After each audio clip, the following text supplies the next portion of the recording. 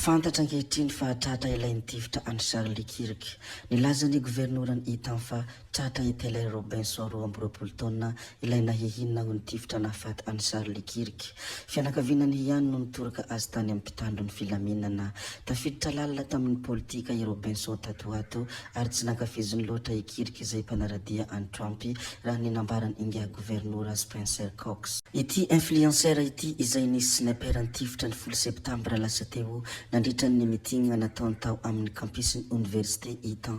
Tompoko vavy sy tompoko lahy betsaka ny zavatra izay horesantsika atao anatin'ity video ity fa mialohany hidirantsika amin'izany zavadrehetra izany dia mbola entanina toy ny mahazatra foana ianareo aboneny chaîne antsika ary aseo zay amin'ny video indrindra azadiny mametraka ny komantera dia aloha hidirantsika vetivety izany fanaovana abonnement izany mialohany hitsoantsika amin'ny resaka izay ataontsika ndao ary tompoko lahy ndao ary tompoko vavy abonné vetivety ary ny chaîne antsika.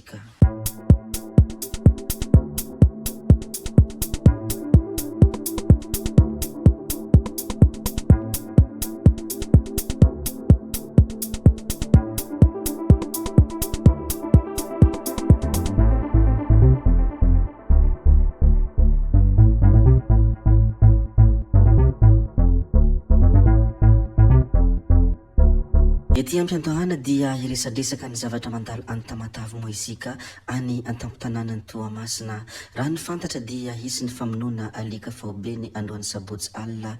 Hisy ny famonoana alika faobe ao an-tampon-tanànan'ny Toamasina ny androany sabotsy alina manomboka amin'ny 7 ora sasany hariva hatramin'ny 4 ora maraina.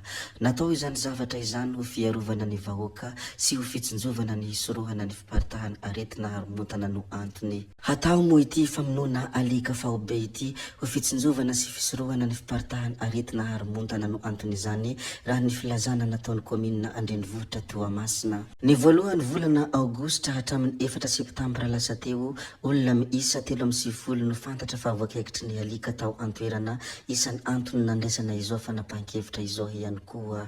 Amin'izao fotoana izao moa dia iaraha mahalala sy iaraha mahafantatra fa anisan'ny mampikaikaiky ny vahoaka ny resaka delestazy.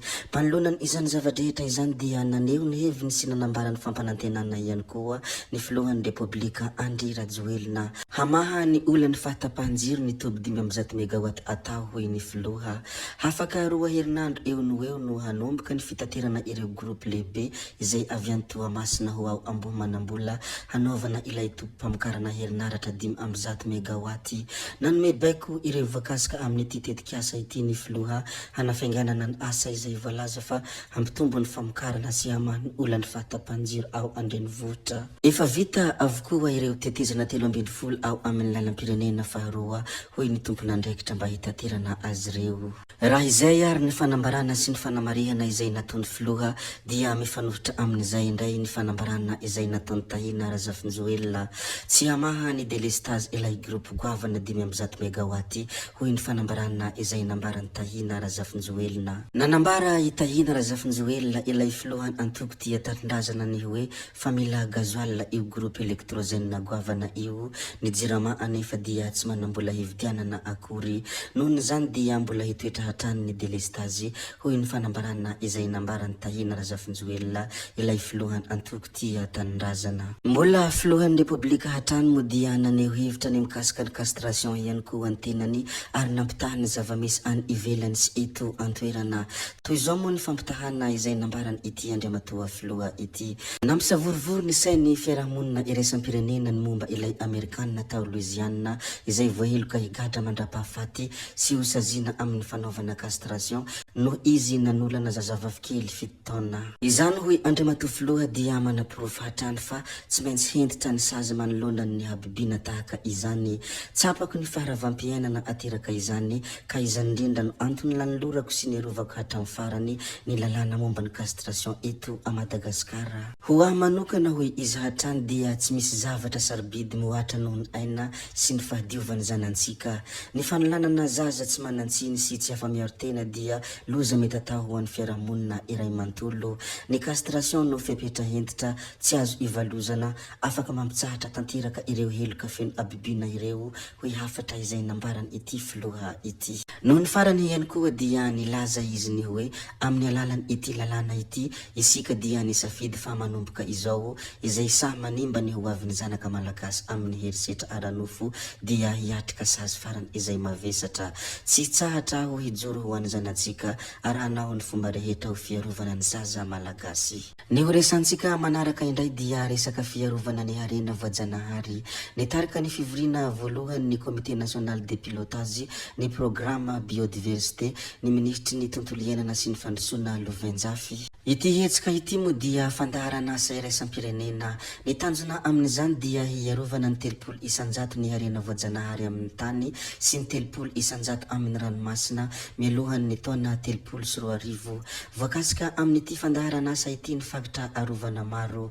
Ny fiarovana ny harena dia miainga avy eny amin'ny vahoaka eny ifotony. Tsara moa ny manamarika fa mampiavaka atsika eto Madagasikara ny harena voajanahary miavaka ka ity fandaharana asa ity no nametraka ireo paikady amin'izany fiarovana ny harena voajanahary izany. Fatranga hafakely izay misy any Brésil kosa dia voaheloka higadra 17 taona sy 3 volana ny filoha teo aloha Andriamatoa Jair. Fantatra ankehitriny fa nohelohan'ny fitsarana tampony tao Brésil higadra 17 taona sy 3 volana an-tranomaizina ny filoha Breziliana teo aloha ny androny iny alakamisy 12 septambra 2022 iny.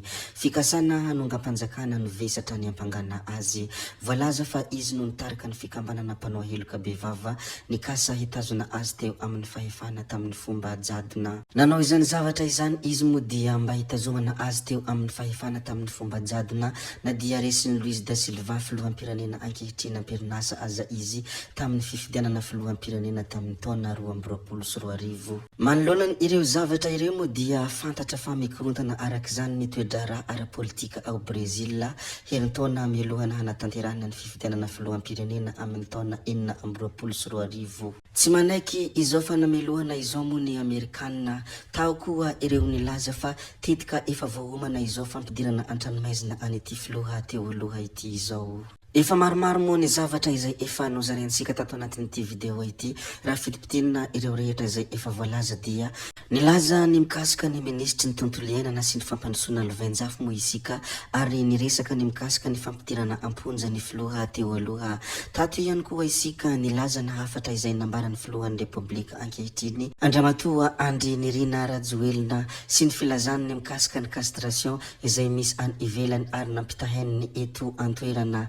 Nanao fanamby moa ity filohan'ny Republika ity ny hiaro ny zanakiny malagasy ary tsy maintsy ampiharina ny sazy izay farany henjana ho an'ireo izay olona manararoatra aranofo ho an'ny zaza tsy ampitaona. Maro moa ny zavatra izay efa voalaza tato izay tsara ho voatanisa ka hoy hoe betsaka izay efa noresahana ka tsy valamparana intsony. Hajanona antsika hatreko ny videontsika koa dia mankasitraka anareo na vitany hainao hatramin'ny farany ary mbola manentana anareo foana ny mbola hanaraka ny video manaraka izay alatsaka hiatin'ny sesisesy zay fa tsy halavena ny resaka hametra beloma izahay veloma vetivety amin'ny manaraka indray no manao ny misimisy veloma ary tompoky lahy veloma tompoky vavy.